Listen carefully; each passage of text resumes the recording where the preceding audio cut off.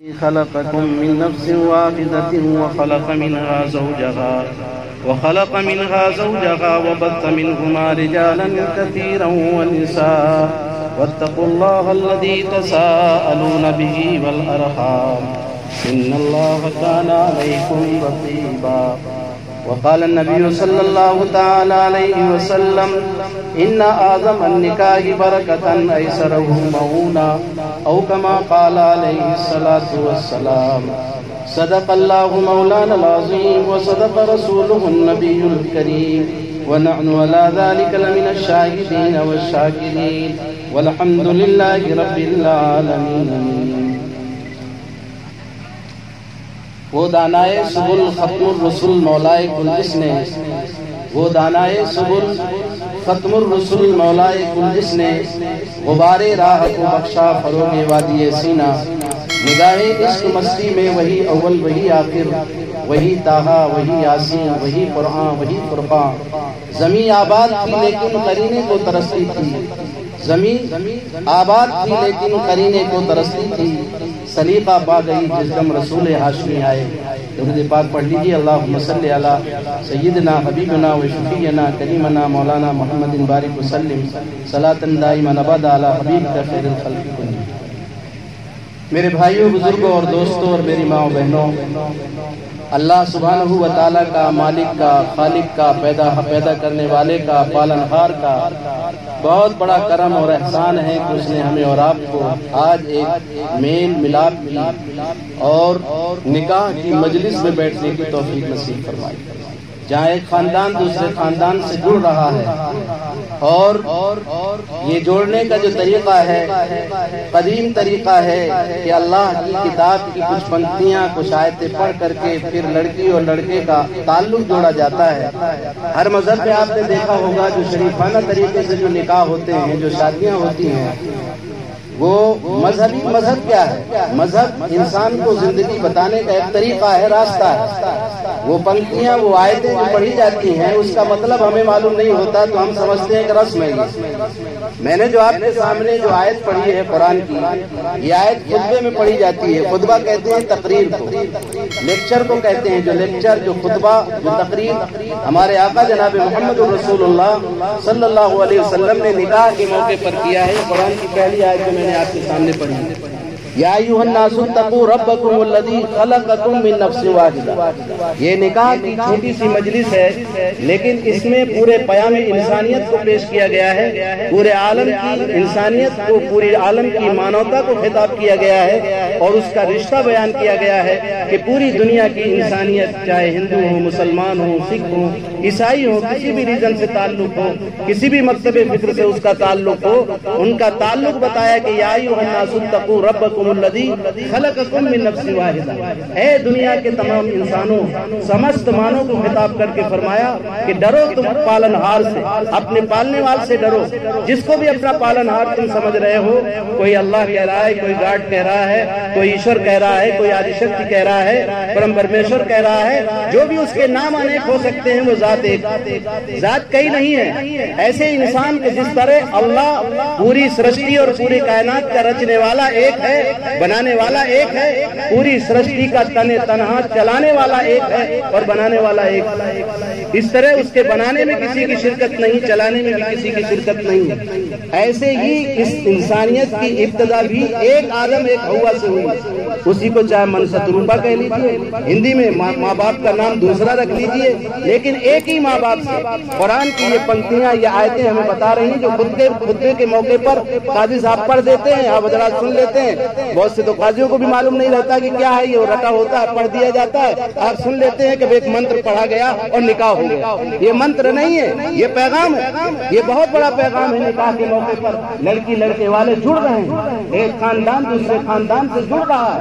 یہ لڑکی ابھی اجازت لینے جو گئے ہیں، لڑکی پوری زندگی کو سمرپت کر رہی ہے، اپنے آپ کو سپرد کر رہی ہے اور یہ کہہ کر کے اجازت دی ہے کہ زندگی کی آخری سانس، ہماری موت ہی اس کو رخصت ہو سکتی ہے، جدائی پیدا کر سکتی ہے، دنیا کی کوئی طاقت ہمیں جدا نہیں کر سکتی۔ اس عہد و پیمان کے ساتھ لڑکی نے اجازت لی ہے، دی ہے، اب یہ ہمارے دولہے میاں اس کو قبول کریں گے کہ ہم اس کے پورے حقوق واجبہ کے ساتھ، اور مہر جو اس کا ہدیہ ہے، خوشی کے موقع پر ایک تحفہ ہے 51,786 جو اس کے جو ہے وہ بدل نہیں ہے بلکہ ایک تحفہ ہے شادی کے موقع پر خصوصی بچی کا، اس کے ساتھ نان، نفقہ، روٹی، کپڑا اور مکان، ساری ذمہ داریوں کے ساتھ اس خصوصی ہدیے کے بدل میں اس بچی کو اپنے نکاح میں قبول کرتا ہوں۔ یہ ہے نکاح کا محاسن۔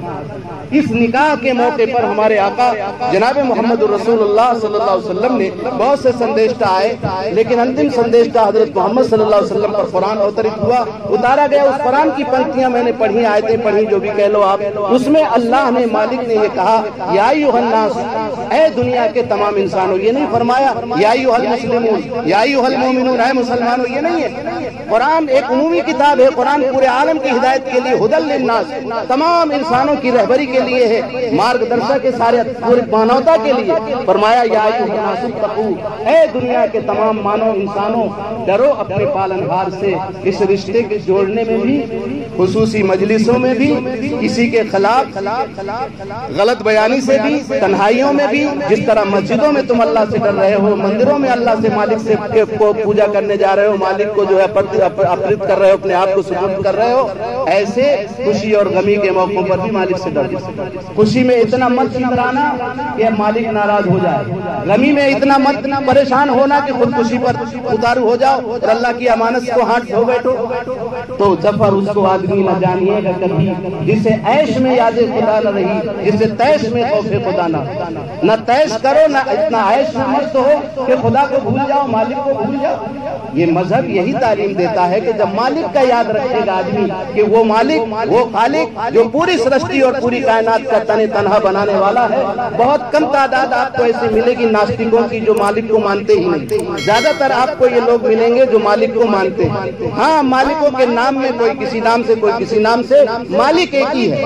وہ مالک جو علیم ہے، جاننے والا ہے، خبیر ہے، بصیر ہے، وہ مالک جو رات میں کالی، ہمارے محمد صلی اللہ علیہ وسلم نے ان کے علم اور ان کے دیکھنے کی مثال بتائی کہ رات کے اندھیرے میں کالی رات ہو، کالی رات ہو، کالی چیٹی کالے پتھر پر چل رہی ہو، وہ مالک اس چیٹی کے چلنے کی آواز کو بھی سنتا ہے اور چیٹی کے حصے کو بھی دیکھتا ہے۔ اتنا بڑا خالق اور مالک ہے۔ جب ہمارا وشواس، ہمارا یقین یہ ہوگا کہ ہمارا مالک ہمیں دیکھ رہا ہے تو ہم کسی کے ساتھ وشواس گھات نہیں کریں گے۔ ہم وشواس گھات کیوں کرتے ہیں؟ اگر CCTV کیمرہ لگے ہوں کہیں کہ آپ کیمرے کی نگرانی میں ہوں تو ہماری نگاہیں بہت حساب سے چلتی ہیں کہ کئی نگاہوں میں آجا مولانا ادھر دیکھ رہے تو ادھر دیکھ رہے۔ CCTV کیمرے صرف کیوں؟ یہ احساس ہوتا ہے کہ کیمرے میں قید ہو رہی ہے، کسی کو معلوم ہو جائے۔ جب آدمی آج پوری برائیوں کی جڑ جو انسان دنیا کے اندر جو آپ دیکھ رہے ہیں، وہ دنیا راس کل خطیہ، دنیا کی محبت تمام برائیوں کی جڑ۔ دنیا کی محبتوں میں جہیز کی لعنت، سماجک لعنت، اس جہیز کی لالچیوں میں کتنے کتنے بچیوں کے گھروں کو ویران کر دیا۔ ایک لالچ، جب مالک سے تعلق ہے تو لالچ کس بات کی؟ مالک نے جو لڑکی والا، اس کا تو خود احسان ہے کہ 18 20 سال 25 سال پرورش کر کے آپ کی خدمت میں ایک بچی کو پیش کر رہا ہے، جگر کے ٹکڑے کو آپ کے حوالے کر رہا ہے۔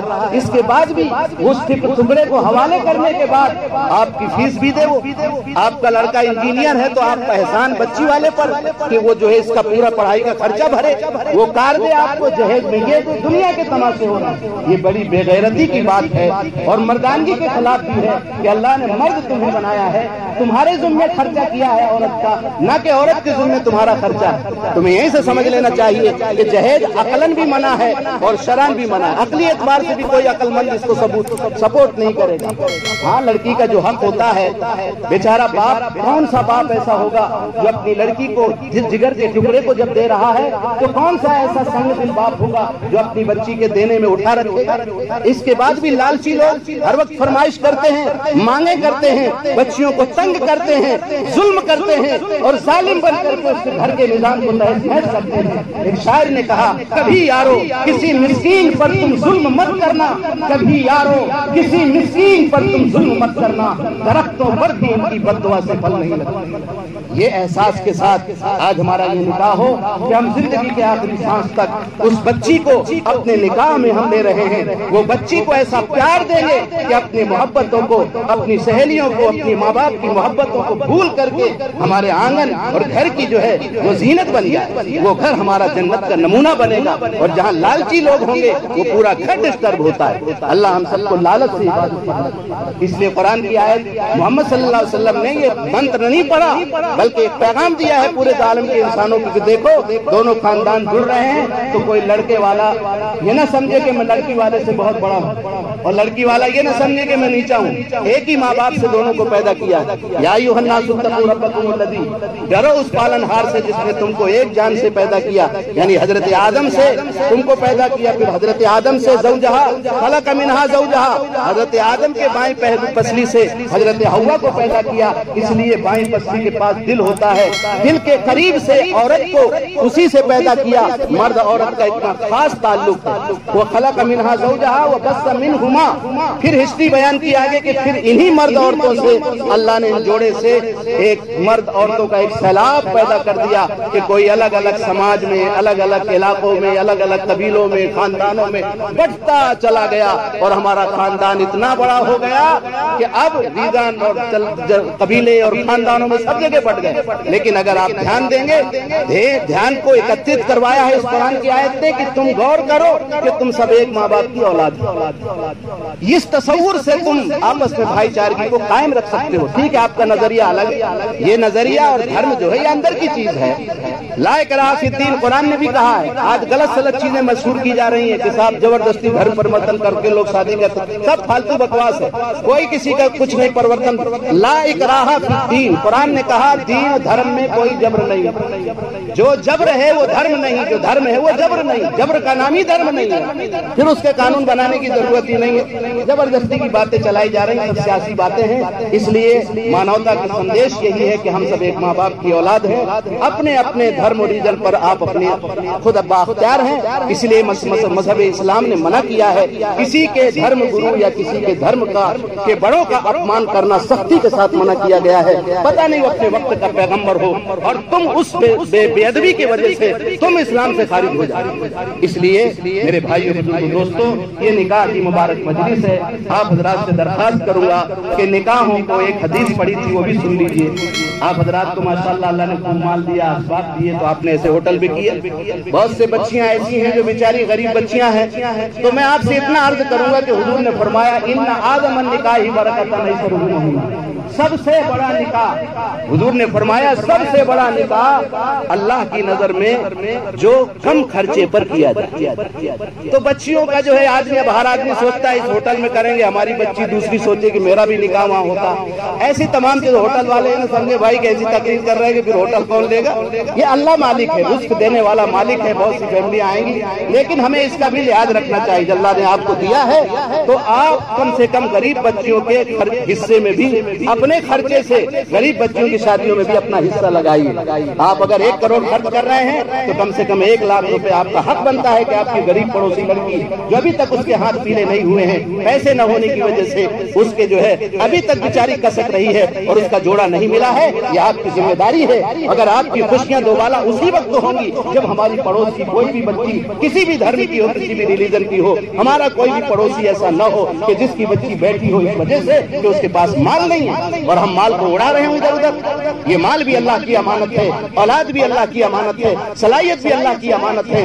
اللہ کے ہاں یہ ساری چیزیں پوچھی جائیں گی، مالک کے ہاں ساری پوچھ ہوگی۔ اللہ تعالیٰ ہم سب کو اس نکاح کو اللہ قبول فرمائے، بچیوں کے درمیان اللہ خالص رشتہ عطا فرمائے، ان کے رشتے کو مضبوط فرمائے۔ وآخر دعوانا ان الحمد للہ رب العالمین۔